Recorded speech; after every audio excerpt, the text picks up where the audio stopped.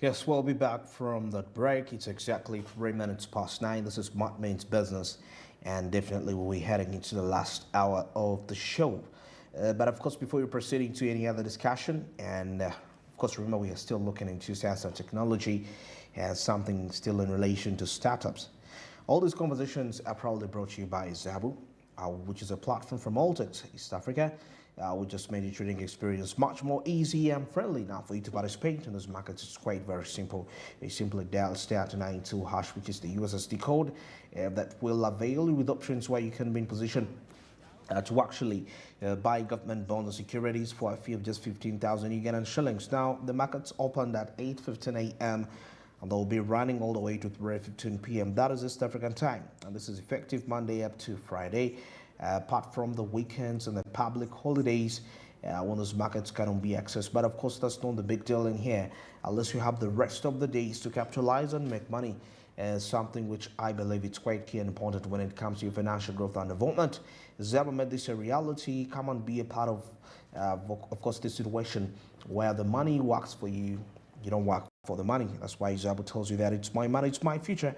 And Noltex East Africa comes out and boldly tells you that you need to do something new for yourself. Remember, and it's 2023. Well, as we head into our business insight, I'm with Godwin. We are going to be, of course, pondering much more to these factors. But of course, just to give you a highlight of what we're going to be undergoing and looking at in our business insight, we'll start by taking a look at the science and technology in the health sector. There is the transport sector, and there is the agriculture sector, there is the communication sector, and quite many more. Of course, even we see that the education sector is now embracing technology and the use of massive innovative kind of solutions to make sure that actually education can be accessed by all people, also especially for those people that are into the university. Obviously, universities embracing online studies and quite more. So almost every sector needs innovation. Well, Godwin, how are you? And it's good to have you back again. Yes, good afternoon, Barije. How are you doing? It's actually it's basically a good morning. That's what happens when you have so many segments in the morning. Good morning. Good morning. It's a good one. And we're having such a very interesting topic that we're discussing today and continuing the conversation around science and technology and the state of science and technology in Uganda and how it's affecting the economy in every sector. Yeah, we're going to first of all look at the health sector. Yes. That's an interesting one, right? So we're seeing here that the National Science Technology Innovation Policy in Uganda, right, is an overarching goal to strengthen national capability to generate, transfer, and apply scientific knowledge, skills, and technologies that ensure sustainable utilization of natural resources for the realization of Uganda's development objectives. It's a very important thing to note, right? Now, regarding the health sector, what do you think the state of our health is regarding science and technology, and how is that? Now, of course, with my interaction with a few innovators somewhere, I've seen quite a number of them that are being put out there, innovations. I happened to get in touch with somebody there. I mean, they had something that was helping people to get medical insurance. Some sort of, for example, it was this application that was designed that you could be, of course, you subscribe, but you see, you save on this app, but you're saving for an emergency. You know, I mean, what if one day, one time, you're in a deep health emergency, but you don't have the money? So that innovation is actually driving quite lots of people to the extent that actually I saw quite a number of mothers that were able to actually give birth, because of this kind of innovation. Right. I mean, you save money for a health emergency. Exactly. And I believe that accompanied with a few with a number of policies that are going to be put in place, most especially with the making it mandatory, making health insurance mandatory, is actually going to aid ease in access to health services, accompanied with the innovative solutions that are being put in there. And that's a very good point, Andrew. And it's important to note that a lot of Ugandans do not have proper health insurance or life insurance. It's a conversation that is still lacking. And it's not for lack there, or first of all, there's sensitization around the importance of health insurance and the benefits because people hate to plan for things that haven't happened yet. Exactly. Because in their heads they're thinking, I'm fine, I'll just go to the clinic. And a lot of jobs don't have the provisions for health insurance. Sure. If we're thinking about that in Uganda, That a is lot of true. everyday business person doesn't have a health insurance plan. He's thinking, what am I supposed to do? Because if you're governed by a corporate body, let's say a company that has all these checks and balances in place, they're able to say, you know what, health insurance is one of the things you get. Dental is one of the things that you get, especially depending on the nature of the job that you're getting. There's also different types of health insurance that some companies offer. There's limitations to it. However, if there's a more holistic approach to health insurance, including dental, eye care, things like that that are provided within your health insurance, it's a good conversation to have. And I think one of the startups that happened, innovation as well earlier, one of the companies like Rocket Insurance that came up during the COVID time, were able to see a lot of people did not have access to clinics. People were struggling at home in COVID. They were locked up, they couldn't move, they could not travel. So they were locked in. So it was an innovation that came up in a time that was dangerous, a very precarious time. People were able to say, you know what, we need to have insurance provided to different people. I also noticed the MTN Airtel also has provisions where Ayoba or something like that, there's provisions and segments where you can basically start to save for your health insurance. There's insurance plans that are on board now. So it's a very good conversation. We're seeing here, Andrew, in 2016, Uganda developed an e-health policy, followed in 2017 by an e-health strategy, in whose preamble the ministry states that it recognizes the potential of technology in transforming healthcare delivery by enabling information access and supporting healthcare operations management and decision making. So these are some of the things that the country has sort of been put in place regarding the health sector. All right, that is something very interesting. But of course, to beef up this discussion, we're going to get into this conversation here with Dr. Monica Msenero, that is the Minister for Science, Technology and Innovation. And of course, she's talking about how they are making vaccines of different types, because we've been talking about health insurance and innovations to back up health insurance.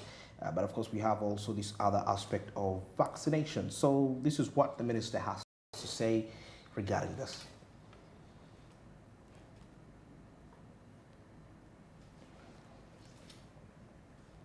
We have made tremendous progress with making vaccines, not only COVID, but also other vaccines. And our vaccines are now in either, some are finishing animal studies and starting the clinical trials, the trials in the humans for the human vaccines. We have, for the first time, a fully approved vaccine manufacturing unit in the country, a facility, which is, they call it what? GMP facility, Class A, which is approved. The process of making vaccines is not as many people imagine. They imagine you go inside, you dip your cup in a pot and you pull out vaccine. No, it is step by step. We have over 13 steps, and so, we are in the process of putting up the vaccine plants, the manufacturing plants. So we are well on our way. A lot of tremendous progress. And more importantly, we have started working on other vaccines for other diseases which are disturbing us. Different steps. We have finished animal studies. We are registering intellectual property for the first time ever in Uganda for us to register vaccines made, which have been researched by Ugandans. And we are now doing the pilot plants, the pilot unit. The pilot unit is where you produce the vaccine for clinical trials, for testing. So we are in that preparation at the same time developing, working on the protocols for clinical trials for approval by the regulators. So we hope that before the end of this financial year, we will have started clinical trials somewhere. But if it doesn't happen, don't say that I lied, because this is science. This is science, because a regulator could take 6 months to approve my protocol. But we are working and we are making progress. To do with that, there is a difference between information technology and science and technology. And because with information, that's where majority would do with applications, softwares, and all that. But of course, looking at Uganda's standing, I feel like we seem to be we seem to have concentrated much more on the ICT side and the science and technology. We're still a little bit lagging because probably it's capital intensive, first of all.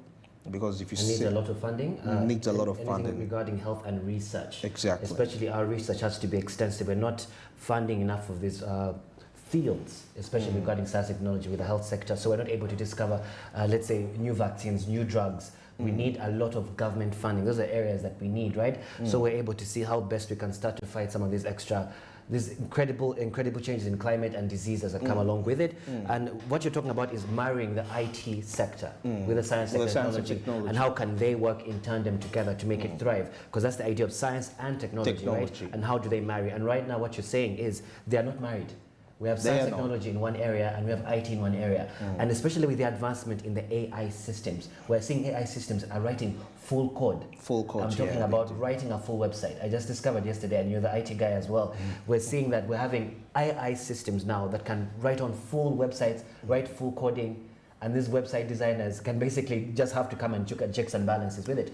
So how can we start to incorporate some of these AI advancements, and how can they better us in our research in the science and technology department? So we're seeing here results. Uganda has a range of institutions influencing science-based health innovation. So we're seeing with varying degrees of success. However, the country still lacks a coherent mechanism for effectively coordinating STI policy among all the stakeholders, classified as a least developed country. Uganda has opted for exemptions from TRIPS, intellectual property protection regime that include permitting parallel importation and providing for compulsory licenses for pharmaceuticals. When we are opting out of this intellectual property, it's a very damaging thing for our research, for our local researchers. Local research. In science and technology, innovators are struggling, especially for opting out of that idea of property protection, because if you have IP, you're able to have protection. No one else can take that intellectual property from you. So if you don't have those measures in place to protect our innovators, if your IP is not protected, that's why we're still struggling in that area. Actually, you've talked about protecting the innovators. One of the challenges that actually majority of the innovators find it hard to expose what they do have, they really address that factor of protectionism of their innovations. That since we don't have a strong intellectual property law in regards to protecting innovations, it's very easy here for me to develop something. For example, I won't mention name, but I was at Macquarie University, and I met this gentleman, and he had this application, and it was competing with one of the famous applications in terms of users. Then he told me, you know what, I don't want to take any interview from you. Why? Because this is secret. Because even the owner of that famous application was looking for me, trying to wonder how I do my things. Now, the challenge now comes in here that we have this aspect of, first of all, we are still growing in this sector. And we are much more of, I don't know how to bring it well to make some economic sense, but we are not united in terms of ideas. And a common goal. And we don't have a common goal. There isn't a common goal. It feels like everything is so privatized mentally. Right? Privatized, exactly. So when people are starting, innovators are starting out, it's almost like they're doing it for their own benefit as opposed to the general public development. Exactly. Especially in areas regarding science and technology. This has to be a government strategy. It has to spearhead the people in this conversation. It has to be able to fund these innovation programs, right? We have to have capital ventures. We have capital venture investors who are also properly given the right framework to be able to invest in these innovators here. We cannot think about science and technology as something that is individual.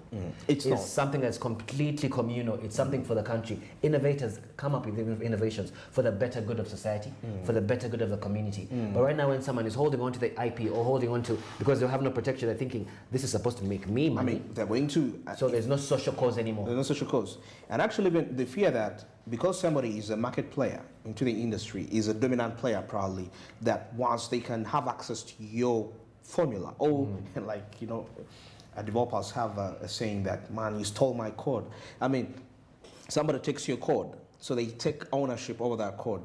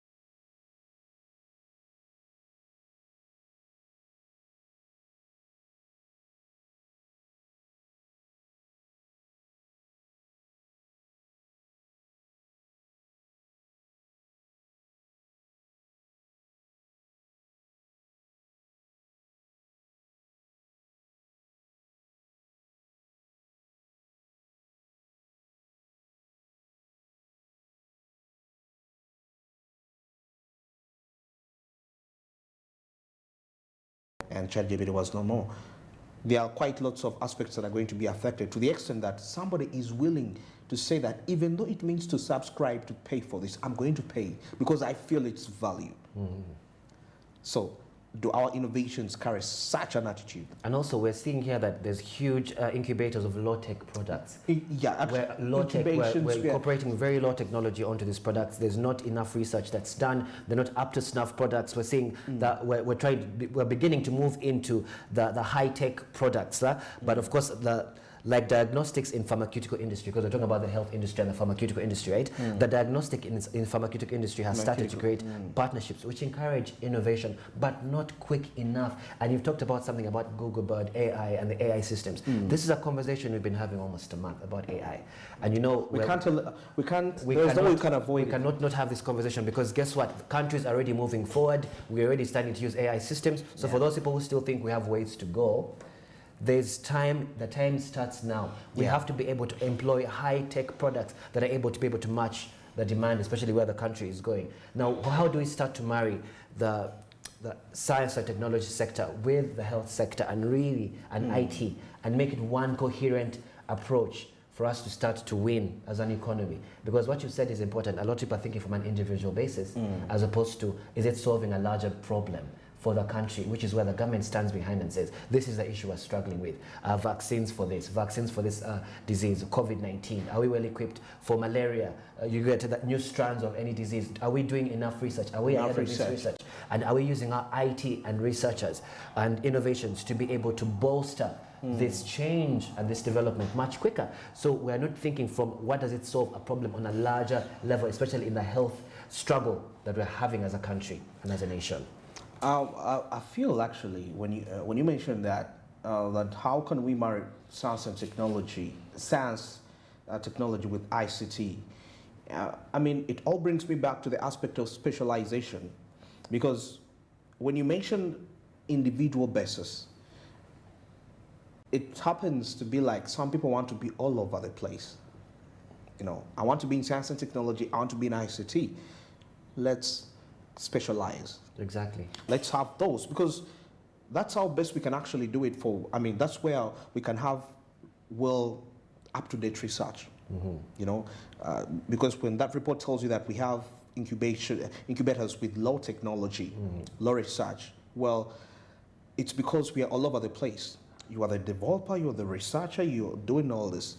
And that is unhealthy. It is very, you're right, and we're not having enough. We're having so many people trying to specialize a little bit in everything. And there's something they say, being a jack of all trades and a master of none. So you're able to do so many different things, but you have no specialization in one area. We have those people who are specialized in the ear, specialized in taking care of the nose, the mouth, orthopedics. They're different specialties. So when you come into this space, you're right, someone in IT and science and technology is almost like titillating along two areas. So we don't have proper institutions that are dedicated to science and technology and research. That's why we're still very low. Because you see, even when you're developing any AI-based system that is going to probably help in medication and all that, there is need to be some aspect of programming of that. So that is the IT coming in. Huge programming, especially coming from therapeutics, the formulas coming together, marrying that IT, especially in the pharmaceutical industry. How is the pharmaceutical industry from a domestic level going to come up? Because remember, we have a lot of good raw material here. We have a lot of good herbs that are very medicinal. But how are we coming up with those formulas to start create our own, as opposed to importing medication?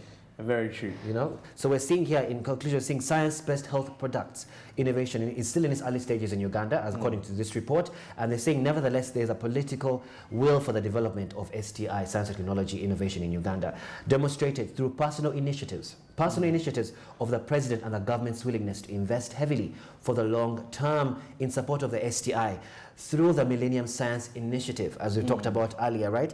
Activities to support technology transfer and private-public collaboration have been put in motion. There's need to be monitored, coordinated, and learned from in the private sector. In the private sector, there are examples of incremental innovation to address neglected diseases. We talked about this, right? Driven by entrepreneurial individuals and South-South collaboration.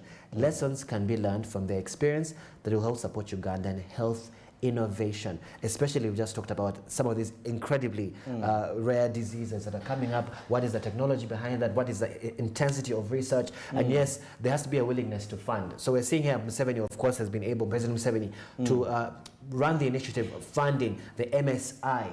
But we still need intense funding, and the willingness has to be there. They've talked about this. If the willingness is still subpar, we're saying let's just put this in a financial budget, as we're talking about. Are these things that we actually prioritize? Science and technology research. Is it prioritized when we are writing out these budgets and allocating? This has to be a department fully for this. We saw in Tanzania, there's initiatives being put around development of technology for fisheries, development of technology for farming. You saw that the president of Tanzania is putting money behind this research to make sure that it bolsters the economy for fisheries industry and the livestock industry, as well as the agriculture industry for Tanzania. So do we have that initiative as well in our financial budget, saying this goes towards science and technology research? Very interesting. Actually, you know, different nations have different priorities, and that is the only factors why the East African community we lack some sort of being one, because priorities are different. Uganda's priorities are different. Kenya's priorities are different. Same applies to Tanzania. And we can always take a leaf from the other countries. Well, we can take a leaf from the other countries. But anyway, it all comes back to leadership. Well, it's 26 minutes past 9. You're still watching Smart Means Business, and we, of course, breaking down matters to do with science and technology. We've been really focusing much more on the health sector, and of course, we have also been a little bit diverse, talking about some other areas. But of course, still to remind you that the market's on the Zabu platform already on. You can participate by simply dialing *292#, which is the USSD code that will avail you with options where you will be in position to actually buy government bonds and securities for a few 15,000 Ghana shillings. Now, as I speak right now, the market's already open. They open at 8:15 a.m. and they'll be running all the way to 3:15 p.m. That is East African time. Something effective Monday up to Friday, apart from the weekends and the public holidays when those markets cannot be accessed. But of course, that's not the big deal here. At least you have the rest of the days to capitalize and make money, something which I believe it's key and important when it comes to financial growth and development. Zabu made this a reality for you, and now it's the new era of doing business, and that's why it boldly comes out and tells you, well, it's my money, it's my future. And Alltex East Africa still tells you that you need to do something new for yourself. Remember, it is 2023. Well, now we'll take a break, and of course, when we return, just to give you a recap, we shall be breaking down the transport sector. I'll take a look at the agricultural sector, the communication sector. Actually, yesterday there was a launch of the digital audio broadcasting plus system. Well, I think that would be quite very key when it comes to our discussion here about the communication sector, the innovations in there. Well, that and more coming up after this break.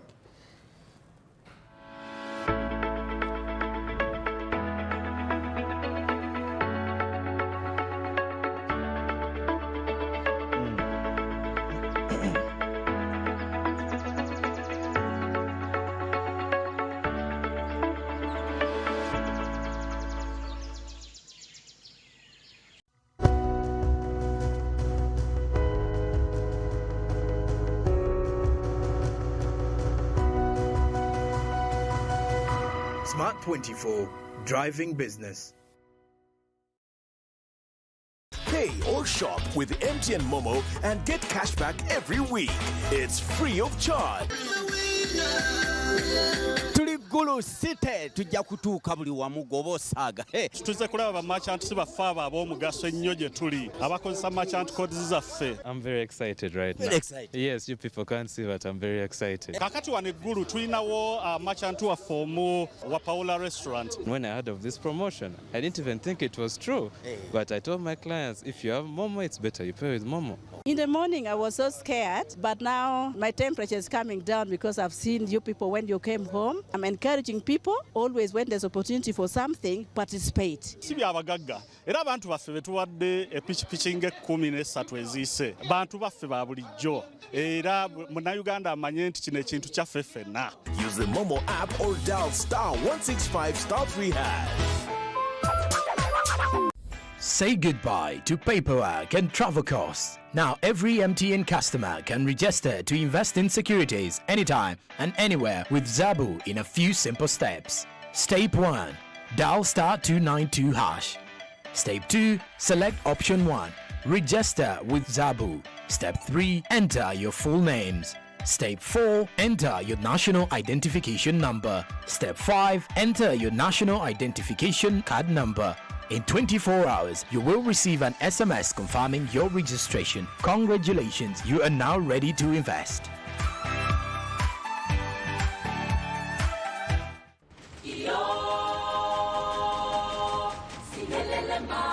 In a world where trade drives economic growth and development, Africa is now embracing a new era of intracontinental trade through the African Continental Free Trade Area to unleash its immense potential.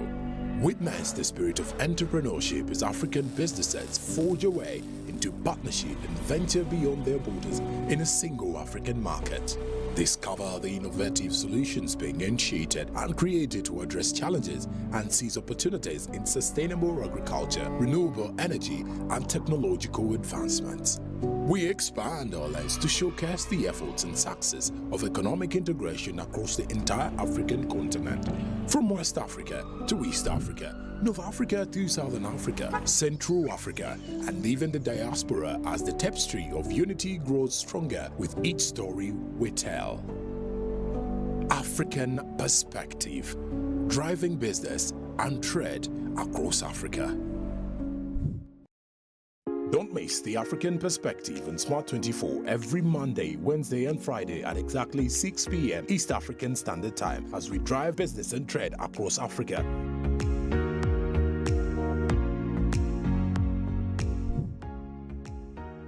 Download the Smart Digital app on Play Store and enjoy your favorite TV shows, documentaries, and radio in your palm on the go.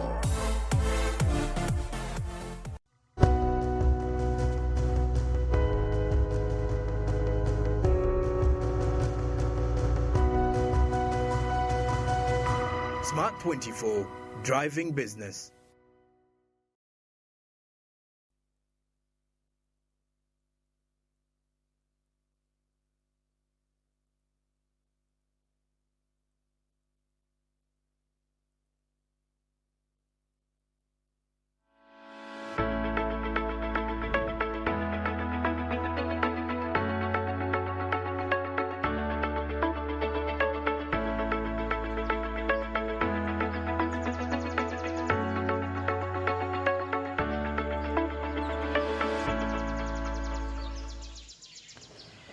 It's 27 minutes to the top of the hour. You're still watching Smart Men's Business, and definitely we're heading into the last minutes of the show, breaking down these matters. But of course, still to remind you before we proceed that all these conversations are powered by Zabu, which is a platform from Altex, which has made your trading experience much more easy and friendly.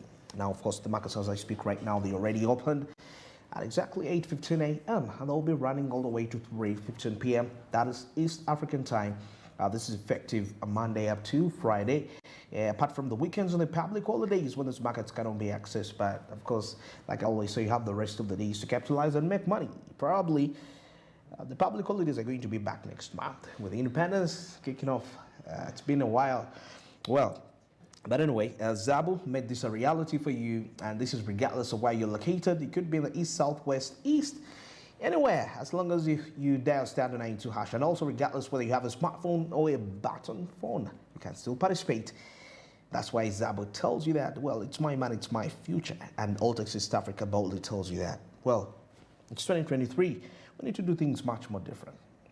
Well, I'm still with Godwin, and we are discussing matters to do with sensor technology, but I think right now let's get into the transport bit of it. Transport and agriculture. Transport, though, yeah, we shall, of course, we're going to be looking at transport and agriculture, but we can first look at transport, then we'll wind it up with agriculture probably. Because talking about transport, we've seen quite a number of innovations coming up. Jura Motors definitely comes out on top when it comes to pioneering innovations. Well, I know the gentleman that established an online farm warehouse, whereby actually, I think I told you about that story. Yeah, but you see the beauty. He told me that how they actually, for example, if let me say, these products are in a warehouse somewhere, and the certain hotel wants to make an order. No, you see, now we're looking at innovations in agriculture. Yes.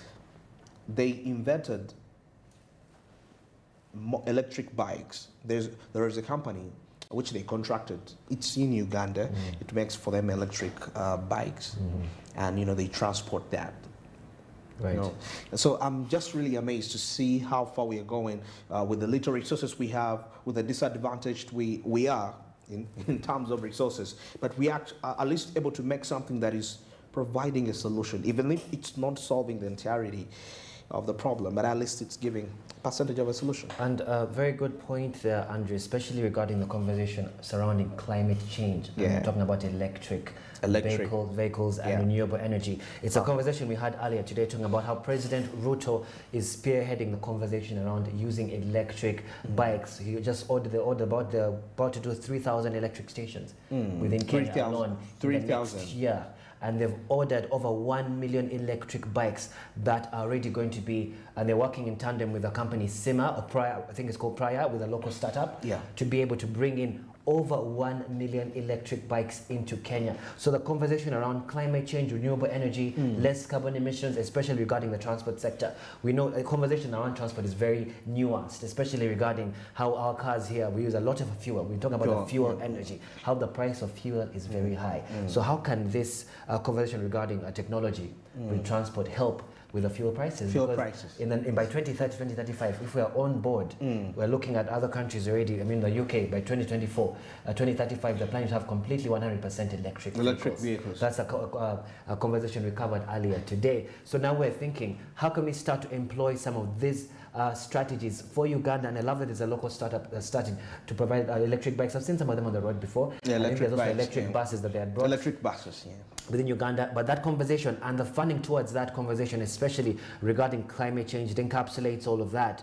We need to be able to see how that can benefit the country, right? So regarding transport, for decades, Uganda's transport system has been so informal and chaotic experience for most commuters, especially those working in the busy central business district of Kampala and nearby territories such as Entebbe, Mukono and Wakiso. We all know that jam going towards Mukono is one of the worst you've ever seen in your life. It's like New York Jam. So we're seeing not until recent years that ride-hailing apps such as SafeBoarder, we talked about that earlier, Taxify, Easy Matatu, sprung into existence. These are several other online transport-focused solutions are slowly but surely transforming the transport sector in Uganda to benefit the millions of passengers. I mean, when you talk about Uber, when it first came to Uganda, because before we were using the special hires, right? Remember the special hires, the prices were ridiculous because they were monopolizing that area of private transport, right? The area of private transport was completely monopolized by special hires. So a special hire guy is telling you from here to Nalia, 50,000. A small distance, 50,000. And then we found all these apps, by then it was Taxi something. And then there was Uber. So it created a bit of competition there with all these mobile apps, transport apps. So we're able to find subsidization of prices, or there's competitive pricing, which allowed anyone to travel in the comfort of your car, or the comfort of a car, so you can actually move with family and friends and have that conversation. It's much easier. And of course, a trip from here to Nalia can be 20K as opposed to 50K. 50K, yeah, before. Whereas a special guy will monopolize that area and completely spend a lot of money on you, right? Especially for short distances. The special has are much better for longer distances, like going to Entebbe, to the airport. But when you're going just here to Nalia and I'm spending 50K, it doesn't make any sense. So that has completely transformed the way in which you're looking at the transport sector with the apps, the innovation of these apps, like Uber, Taxify, Easy Matatu, Safe Car, all this advent of these newer apps and the technology around them is what's going to make the transport business even much cheaper and more accessible to the everyday person that can't afford a car. Well, that is something very remarkable in there. Talking about the innovations, there is something which people may not know. The fact that we in Africa, and we are a third world country, in East Africa actually, I don't know, Tanzania must be, it's moving at quite a fast pace, but Kenya definitely is a second world nation. Sometimes we are limited in priorities because most of this funding, which we've been talking about to sustain these innovations, it's normally gotten from abroad. And sometimes we are dictated how far are we supposed to develop as a country when it comes to innovations, most especially if it's to do with automobile, transport, I mean, they find it easy to give us money for agriculture because probably that's where they want us to be.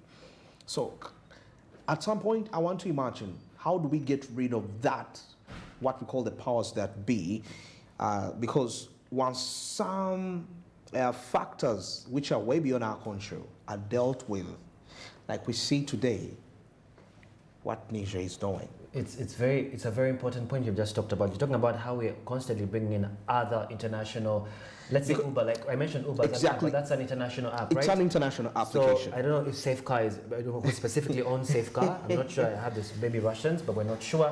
But what you said is important, especially regarding technology and innovation. How can we come up with a local app here?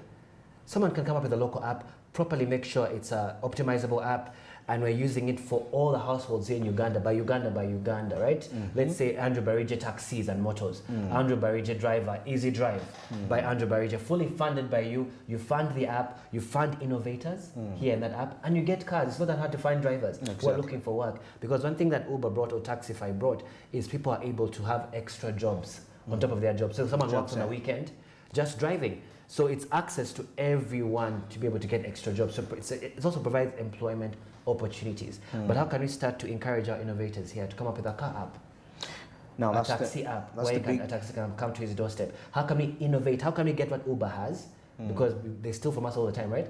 How can we get what Uber has, Taxify has, all these international apps, and then apply what is missing? What are the issues with these apps, right? How can we incorporate the advantages here in our own local apps and say this isn't working, or there's shifting prices, or the drivers are not properly, whatever, or this, how can we not make it a better, superior, and monitored app? That is what's going to change the game in transport. We're also talking about railway transport now, and regarding, if you look at other countries, electric, they're completely reliant on electric. So a train in Kenya can come all the way from Nairobi to Mombasa in under an hour. Actually, I remember some time back when one of our local artists in Uganda won a BET award, and we are celebrating. I saw something in the media the next day. It's like, as Uganda was celebrating one of their artists winning a BET, Kenya was launching its fast electric train. I was like, I was so amazed by mindset. Anyway, because we're looking at our train system here. How can we up our infrastructure? How can we up the technology regarding our train system? We cannot operate with a train system from the ages like we have now. A train system that was operating in the 80s. Yeah. Right now everything is electric, it's modern. We even find some trains that are not even operated by a driver. Exactly. Because it's completely automated now. So how can we also up our infrastructure to make sure our railway systems are up to snuff? We're having fast railways where someone can come from here to Wakiso, from here to Gulu in under an hour, as opposed to being reliant solely on buses. Because you're seeing now with our transport mode that we have in Uganda, it's so much chaos. So there's so much hustle and bustle. There's so much jam. And I know with Uganda, of course, we're trying to have the rail, the highways come up, all these things to be able to curb a bit of this jam, but also there's other measures like the railway system. How can we advance that? How can we advance the road system so that we're able to have much better? Much more better. Because we also see along Entebbe Road, the highway, there's now the tolls that are put in place. That's also automation, that's advancement in that technology. So the tolls are able to just pay a toll and move, and then the money goes towards developing better roads as well. So we're seeing here the combined effect of these multiple digital platforms and innovations is massive and is revolutionizing the entire transport sector by creating employment opportunities. We just talked about that for drivers and riders alike. And also the average number of commercial riders in Uganda is between 800,000 to 1.2 million border borders. Can you imagine? These are dominantly congested in the Kampala city, all targeting the bustling urban population of 3 million. Who earn a living in the central business district and the nearby trading centers. So the need to have this up in the conversation regarding innovations in transport and science and technology have to be advanced. Well, now on top of that discussion, let's get into to see what the stakeholders really have to say in matters to do with innovations in transport. To start with, we have conceptualized the strategy for our e-mobility ecosystem in Uganda. And this has been championed by the Science, Technology and Innovation Secretariat, and we'll be inviting you soon once it has been fully approved to see how we can disseminate it to the public. But key in this strategy is we are positioning Uganda as a net source of e-mobility solutions. We have constantly been consumers. We import vehicles worth over $600 million, and all that value is going away. So how do we create that value here? Now, there are different categories of electric vehicles. We have the buses, which we have seen. We have the cars, which we drive. And then we have the motorcycles. Now, the motorcycle segment has been the fastest growing. We have over 1,000 electric motorcycles on the road currently, supported by over 50 swapping stations across the country, and growing. And this is by last year we had how many? By last year we had about 300. No, the swapping stations. The swapping stations, but last year were about 35. Well, that is matters to do with the stakeholders, what they have to say about transport. But of course, now as we head into agriculture, we see that already a tri-motorcycle has been manufactured for agriculture operations that is carrying agriculture produce and can create energy and can pump water for irrigation. Right. And we're also seeing that there's conversations surrounding applications that are able to predict the climate weather. So for the farmers, it's going to be, there's applications, there's innovations that are happening where a farmer is able to predict this change in weather, especially now with the conversation around climate change. It's in every sphere, right? Actually, when you talk about that, at Macquarie University, under the Faculty of Science and Technology, there is a laboratory called the Wimea Lab. They're developing an automated weather station, and this is it's portable. You can actually have one at your farm, and you'll be able to tell the weather, and it will guide you on decisions when to plant and when to chill. Yes, especially now with the unpredictable climate and weather, where it's rainy today, tomorrow it's sunny. It's completely unpredictable for farmers, especially farmers in the rural areas who don't have access to these things. This is going to be huge for a huge boom in the economic landscape regarding agriculture for Uganda, right? Being able to have that kind of prediction, that's a huge move for agriculture, right? We're seeing here enhancing innovation in the Ugandan agriculture sector, progress, constraints and the possibilities, right? We're seeing here Uganda's performance as innovation economy has been improving consistently, particularly in comparison with other low-income sub-Saharan countries. So there's a huge improvement there, like you just talked about, the portable weather station is a very huge thing. Yeah, weather station. Yeah, so we're seeing here the agri-food value chain components range from supply of agricultural inputs, such as seeds by input suppliers, wholesalers, retailers, agro-dealers. So there's so many facets within the agriculture sector where innovation can come in. From the planting stage, from the planting stage to the dealing stage to the wholesale stage, from even the weather itself, from the planting all the way. From the planting, so each from the planting all the way to sell to the market. So literally each stage has an innovative aspect to it. Well, of course, we're left with just 2 minutes, but now let's get into this discussion with Alan Muhumuza in regards to innovations in agriculture. In its operation, because it impacts our people who are relying on agriculture. We are calling it a 3-in-1 trike. So it's a 3-wheeler which has been built with an engine that has been locally made by our Juakali here in Uganda. And it's capable of doing 3 things. 1, it's able to move goods of up to 1 ton from your farm or wherever to wherever you need to put them. 2, it's able to generate electricity for use in your household, up to 6 kilowatts of power. And this can help our households to be more productive because of the wide range of applications that can be plugged in. So you've, for example, ferried your maize from the garden. You can connect a maize mill the maize, add value, and then transport the maize to the marketplace. And the last thing it can do during the dry season, it can pump water, up to 6,000 liters per hour. So it is a multi-purpose production hub. Well, that well said in there, but of course now we also need to understand, as much as efforts are being made for those innovations to be in place, now what is the government doing to make sure that they can actually support the local innovators? This is what Dr. Monica Msenero, Minister of Science, has to say. Innovation Fund, which once, if it's appropriated, I think currently we are supporting more than 100. I think when the new ones get on board, we'll be moving to past 150 projects, innovation projects. And we have categorized it in 2. During the Science Week, we will explain to you the journey and which kind of funding people qualify for. So that will be also an information session. We need to support our innovators beyond capital, because similar people with products at that level in other countries, they get money, they get investment. Ours here, they may not get, not because money is not available, but because they lack some qualities. We will be running, not just now, but throughout, we run investor readiness. Innovators, we prepare them. Some of them have their small companies, but those companies cannot qualify. So we support them to be prepared. Initiatives being done to make sure that innovators in Uganda are being supported. Well, that is it for today's show. Thanks for being part of it. Just to remind you, channel 372 on DSTV, channel 320 on GOTV, and our social media handles at Smart24TV. That's on Twitter, Smart24TV Official. That's on Facebook, and Smart24TV Live. That's on YouTube, where you can be able to get us at any part of the country you will be at. But for those that are actually much more obsessed with gadgets, we have the Smart Digital application in for grabs for you. Simply go to your Google Play Store and download the Smart Digital application.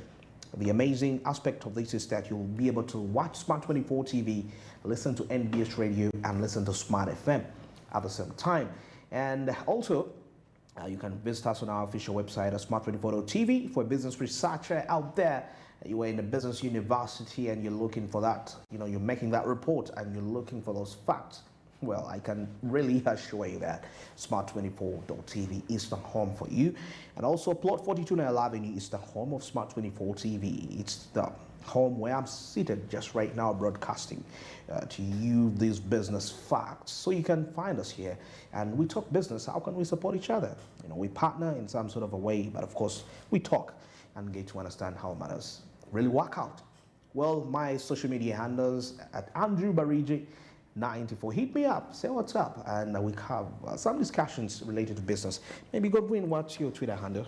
Yes, you can catch and continue this conversation regarding innovation and science and technology. You can catch me on Smart24 TV. It's Godwin Batuma, that's capital G and capital B. Let's continue this conversation about smart means business. Let's continue the conversation about innovation and science and technology, especially within Uganda, and what can be done. It's been a very amazing hour with Andrew Barige. Let's continue and have this conversation again on Monday.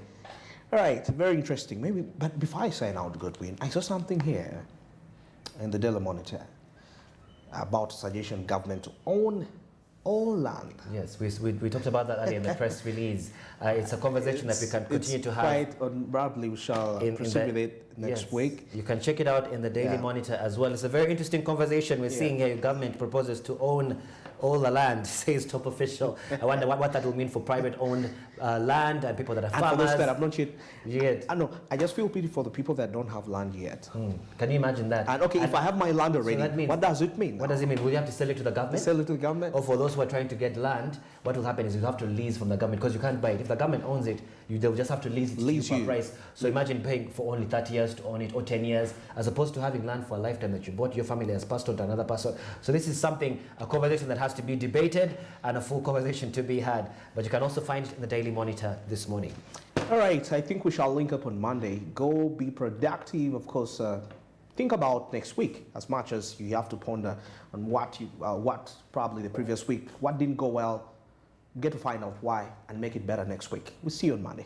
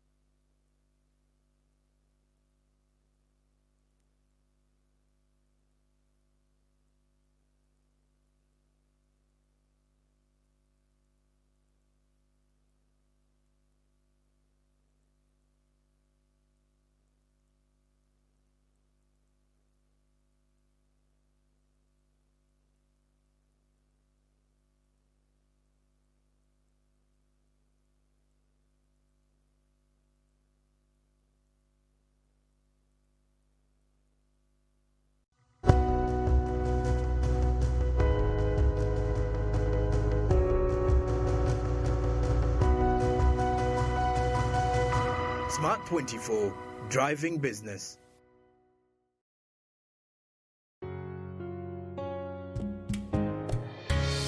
I'm a manager of Manyakabi Area Cooperative Enterprise. It was formulated way back in 2004. We are mainly in 3 enterprises.